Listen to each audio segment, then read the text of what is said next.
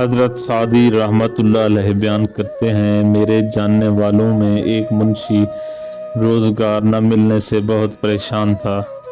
ایک دن وہ میرے پاس آیا اور اپنا حال بیان کرنے کے بعد کہا، بادشاہ کے دربار میں آپ کی رسائی ہے، کسی عہدیدار سے کہہ سن کر کوئی کام دلوا دیں۔ اس کی بات سن کر میں نے کہا، بھائی، بادشاہوں کی ملازمت خطرے سے خالی نہیں ہوتی، نان روٹی ہاتھ آنے کی امید کے ساتھ جان جانے کا امکان بھی ہوتا ہے۔ میں نے یہ نصیحت اس کی بھلائی کے لیے کی تھی، لیکن اس نے خیال کیا کہ میں اسے ٹالنے کی کوشش کر رہا ہوں۔ کہنے لگا، یہ بات ٹھیک ہوگی، لیکن جو لوگ ایمانداری اور محنت سے اپنا کام کریں، انہیں ڈرنے کی کیا ضرورت؟ آپ نے سنا ہوگا کہ میلے کپڑے ہی دھوبی گھاٹ پر مارتا ہے۔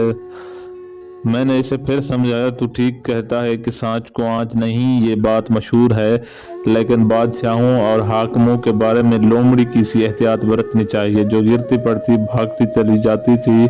کسی نے پوچھا، خالہ لومڑی، کیا مصیبت پڑی ہے جو یوں بھاگی چلی جا رہی ہو؟ لومڑی بولی، میں نے سنا ہے بادشاہ کے سپاہی اونٹ بیکار میں پکڑ رہے ہیں۔ اس نے ہنس کر کہا، عجیب بے وقوف ہے، اگر اونٹ پکڑے جا رہے ہیں تو تجھے کیا ڈر؟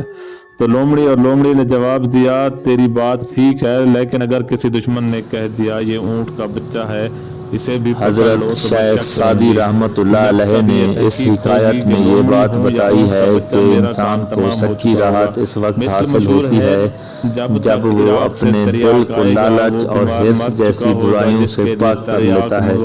یہ مقام حاصل ہو جائے تو دولت اور عہدوں کے لیے مارے پھرنے کی ضرورت نہیں رہتی، بلکہ یہ چیزیں بغیر طلب کے اس کے قدموں میں آ گرتی ہیں۔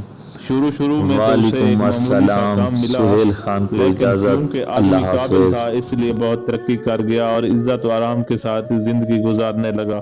کچھ دن بعد ایک قافلے کے ساتھ